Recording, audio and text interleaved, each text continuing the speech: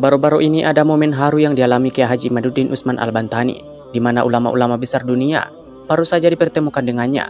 Bahkan, mereka mengucapkan terima kasih kepada Kiai Imad. Beberapa ulama besar yang menemuinya adalah ulama dari Mesir, ulama Arab Saudi, Lebanon, Maroko, dan negara-negara lainnya. Ternyata ucapan terima kasih mereka kepada Kiai Imad dikarenakan atas keberhasilan Kiai Imad yang telah menyadarkan hampir 70% umat Islam dari doktrin para Habib. Proses dakwah Kiai Imad yang begitu luar biasa bukan hanya berhasil menyadarkan umat Islam di Indonesia saja, melainkan beberapa umat Islam di negara-negara lain juga berhasil tersadar setelah melihat atau mendengarkan ceramah Kiai Imad dengan terjemahan negara mereka. Sampurasun.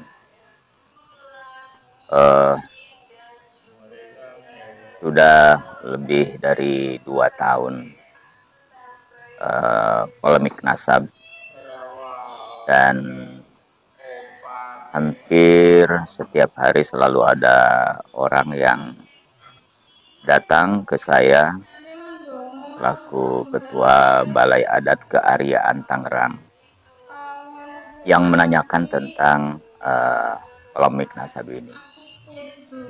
Saya kira saya akan berbicara di sini sebagai Ketua Balai Adat Keariaan Tangerang, di mana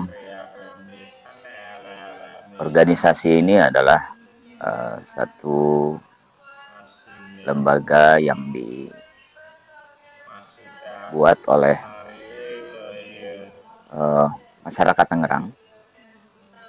Dalam hal ini adalah mereka yang peduli dengan penggalian dan pelestarian sejarah, seni, serta budaya khususnya Tangerang.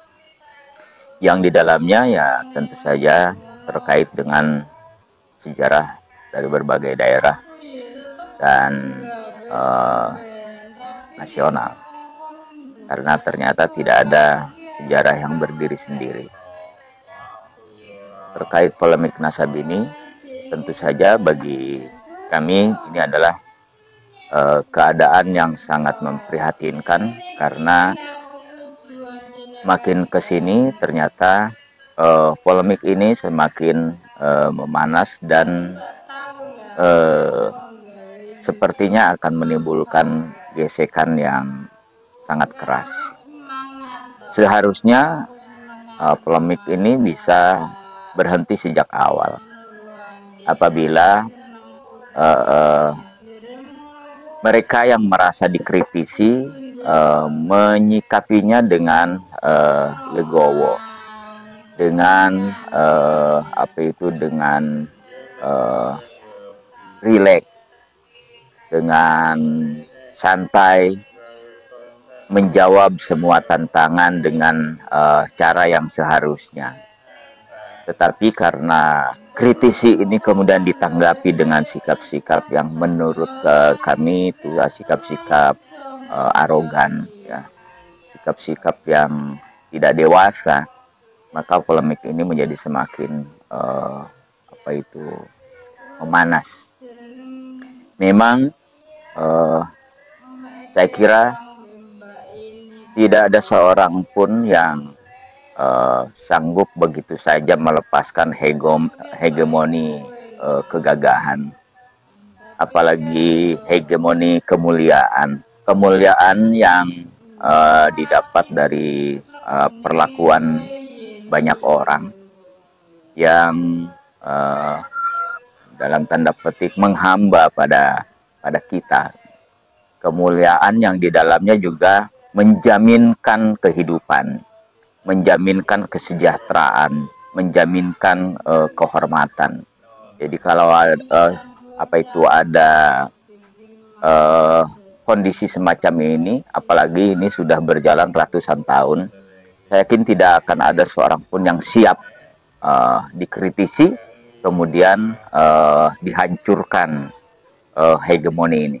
Ada beberapa yang saya kira menarik untuk kita soroti di dalam keprihatinan ini. Pertama adalah bagi Dalam hal ini banyak Alawi yang dikritisi, saudara-saudara kita yang dalam hal ini bagi saya pribadi ini adalah saudara sama Muslim. Jelas tidak akan siap melepaskan semua predikat kemuliaan yang selama ini disandang, yang predikat itu kemudian membuahkan nilai-nilai kemanusiaan yang sangat luar biasa. Di situ ada nilai keagungan, di situ ada nilai kehormatan, di situ ada nilai kemuliaan, di situ juga ada nilai kemudahan ekonomi dan lain sebagainya. Tentu saja tidak mungkin semudah itu siap menerimanya, karena ini sudah berlangsung berabad-abad, sudah turun-temurun. Kemudian yang kedua adalah para muhibbin, ya. Bagi para muhibbin tentu saja berat mengetahui bahwa orang yang dimuliakan itu berdasarkan kritisi yang muncul ternyata bukan zuriat Nabi. Ini berat bagi para muhibbin menerima kenyataan ini, karena doktrin-doktrin yang dilakukan selama belasan tahun, puluhan tahun, atau bahkan mungkin sudah lebih dari puluhan tahun ini sudah demikian melekat dalam diri para muhibbin ini, bahwa mereka selama ini mengabdi pada orang yang dimuliakan gitu, orang-orang yang sangat mulia karena zuriat Nabi. Dan begitu mengetahui ada yang mengkritisi bahkan dengan kritikan yang sangat kuat, dengan data yang sangat kuat dan sulit sekali dibantah, ini tentu saja mereka akan sulit menerima kenyataan ini. Dan walaupun mohon maaf ya, sayang sekali bahwa ketidaksiapan itu kemudian memunculkan reaksi yang sangat sekali lagi menurut saya itu sangat tidak dewasa gitu. Kemudian selain para muhibbin, yang berikutnya adalah orang-orang yang selama ini tidak menjadi muhibbin, orang-orang yang bisa jadi membenci Bani Alawi, membenci karena banyak sekali juga orang-orang yang tidak suka ya, atau membenci kelompok ini. Mereka juga sama mungkin sangat terkejut dengan kritisi yang muncul belakangan ini. Bagaimana orang-orang yang selama ini mungkin bagi mereka itu orang-orang yang sangat mereka tidak suka, tetapi mereka tidak berdaya untuk melawan apapun karena mereka sosok-sosok yang dimuliakan, sosok-sosok yang dinyatakan sekian lama terkait langsung dengan Nabi terakhir ya. Begitu mendengar kritikan ini ya, begitu mendengar temuan-temuan yang terakhir ini, bagi mereka juga mengejutkan gitu.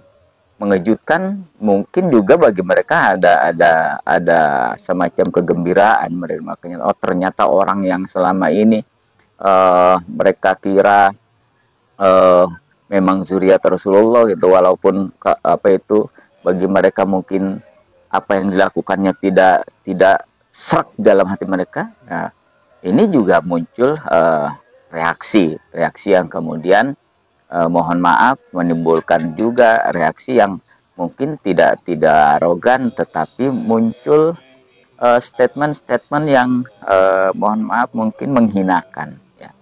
Menghinakan, muncul kalimat-kalimat seperti membuli gitu. Karena apa? Karena orang yang tidak mereka sukai, yang selama ini diagung-agungkan oleh para muhibbinnya sebagai zuriat Rasulullah, ternyata tidak tersambung kepada Rasulullah gitu. Nah, ini jadi ada sisi-sisi kemanusiaan dari kelompok-kelompok yang berbeda.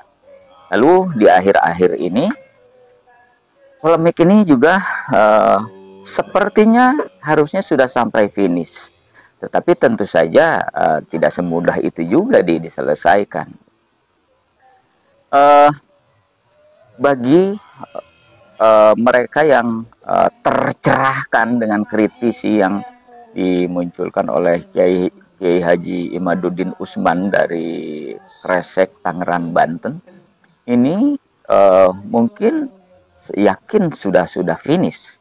Seperti misalnya Raden Haji Roma Irama gitu, yang saya lihat di Facebook, beliau sudah tegas menyatakan bahwa sejak hari beliau memposting, maka beliau sudah menyatakan bahwa hakul yakin bahwa dia berkeyakinan bahwa Bani Alawi itu bukan zuriat Nabi gitu. Tetapi beliau juga dengan tegas menyatakan pengetahuan ini sama sekali tidak merubah kecintaannya pada para Bani Alawi. Kemudian di kalangan politisi kita tahu bahwa ada Mahfud MD, ini tokoh nasional yang bagi masyarakat Indonesia tentu saja sangat penting ya. Beliau sendiri juga dengan tegas menyatakan bahwa dia tidak percaya bahwa Bani Alawi itu adalah keturunan Rasulullah. Ditambah lagi dengan kenyataan banyak sekali video-video di YouTube yang itu dengan tegas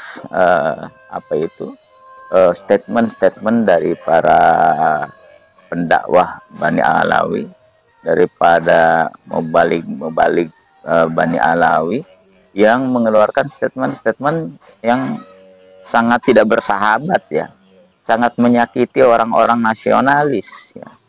Di situ ada kalimat-kalimat bahwa Indonesia milik Tarim, artinya Indonesia itu milik orang-orang Tarim.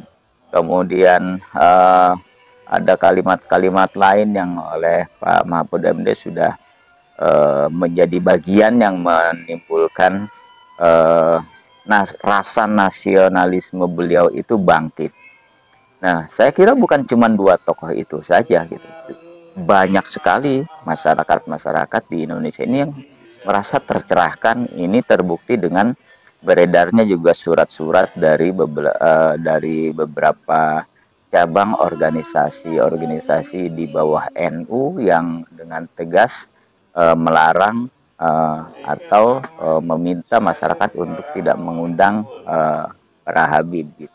Artinya bagi mereka yang sudah merasa tercerahkan, ini dianggap sudah selesai, cukup sudah bahwa betul Bani Alawi atau para Ba'alawi atau para Habib ini bukan zuriat Nabi Shallallahu Alaihi Wasallam. Tapi bagi mereka yang sudah menjadi muhibin yang sudah melekat dalam dirinya, tentu saja ini berat. Bagi mereka ini belum selesai. Seandainya ini mau dianggap selesai oleh saudara-saudara kita dari Bani Alawi dan para muhibinnya, maka sikap yang harus diambil harusnya ya sudah diam gitu. Jangan lagi berteriak-teriak bahwa kami zuriat Nabi, di dalam darah kami mengalir darah Rasulullah, di dalam diri kami mengalir darah Rasulullah. Cukup bahwa keyakinan bahwa mereka zuriat Nabi, ya sudah, pegang saja sendiri, tidak usah diteriakan kepada orang lain. Saya kira kalau sejak awal sikap ini diambil, ini tidak harus panas seperti sekarang. Keyakinan itu cukuplah pegang sendiri, gitu. Diyakini sendiri, ya, kemudian perlihatkan kelayakan perilaku, kelayakan akhlak sebagai zuriat Nabi. Perlihatkan saja gitu. Nah, kemudian apabila ini dirasa belum selesai, ya, maka satu-satunya hal yang bisa dilakukan oleh saudara-saudara kita dari Bani Alawi adalah bagaimana caranya mereka bisa memperlihatkan fakta-fakta, ya, baik itu berupa manuskrip ataupun catatan-catatan, mungkin catatan kronik atau apa saja yang bisa membantah temuan-temuan dari Kiai Haji Imaduddin Usman ini. Karena tidak bisa memang, ya, saya setuju dengan pemikiran para ilmuwan bahwa